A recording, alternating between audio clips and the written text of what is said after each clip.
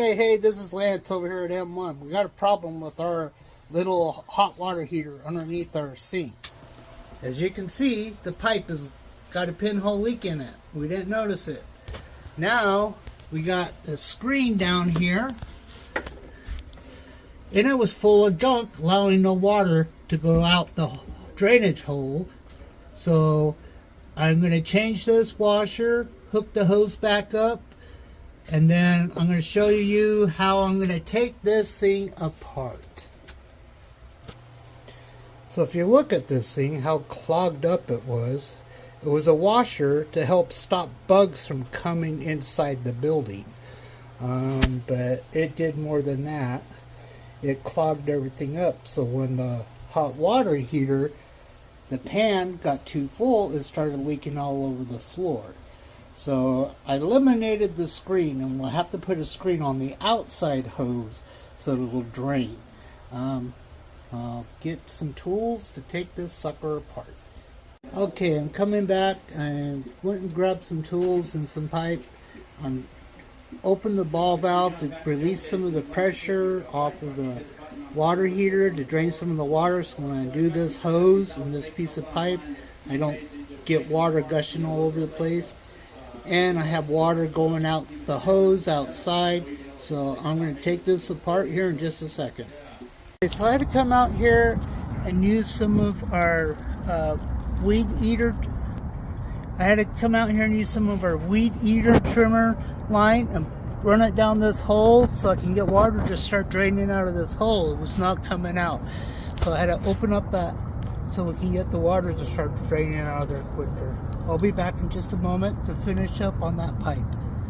Okay, I've had to change this water supply line because the washer, where it came off, down here at the end, this was stuck up inside of here in all the cage, so I can't reuse the old hose. So I'm getting ready to thread a new piece of brass pipe in there into this old galvanized tee. I was going to try to unthread it, but I don't want to break the seal from the water heater. So I'm going to thread that brass tee in here in just a minute, hook the water line back up, and water test it to make sure everything doesn't leak. And then I'm going to turn the power back on to this so that we can have hot water again and water pressure to this sink. Okay, I slowly turned on the ball valve.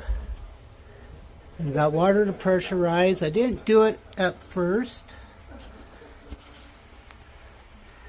With the new water supply line, with the new brass nipple.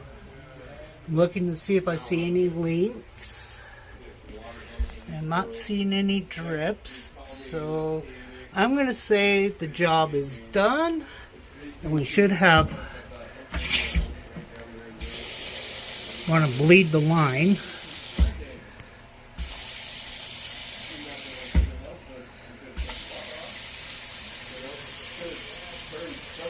Bleeding the line will help flush out any dirt and debris in the water line. And it looks like we're all done. And this is how to change a nipple out on a water heater that had a pinhole leak in it.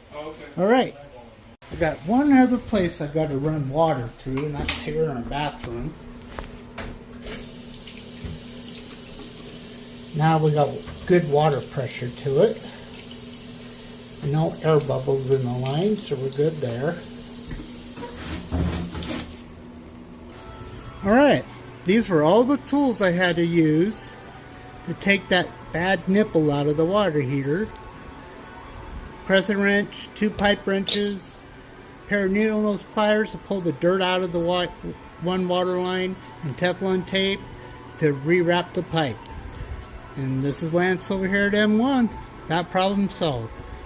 Hey, this is Lance again here at M1. We had another problem with our water heater last night after I changed everything else. I had to change the brass T assembly from that galvanized one to a brass setup, so I changed all that out.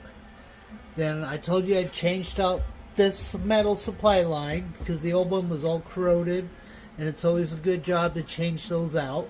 Well, I found out another problem after I got all the water hooked up. I had to change the outlet water line because it was leaking down here and it was also leaking up here. So I had to change that water supply line as well. So note to yourselves, always change all your water supply lines. I had this happen at my house on my regular water heater. These stupid metal supply lines, they say that they never leak, but they always leak. They leak at these fittings down through here and here. So the insurance company would never cover our water heater problem because they said that these lines would never leak. So if you ever work on your water heater, make sure you change these lines out. Alright, and those lines do not last forever, where these metal corrugated lines last a lot longer. They're like the old copper lines that stay on the water heaters for 10, 15, 20 years, and they do a great job. Oh, by the way, this is what I was pulling out of the inlet from galvanized pipes that I just changed, going into the water heater, so it was restricting the flow of water going in. So if you do change your lines, make sure you check the water inlet and the water outlet. That's all from the galvanized pipe. This is Lance over here at M1. Hey, remember that water heater I fixed last week? Well, I finally got the pan dried out, and as you see, dry as a bone, no more leaks.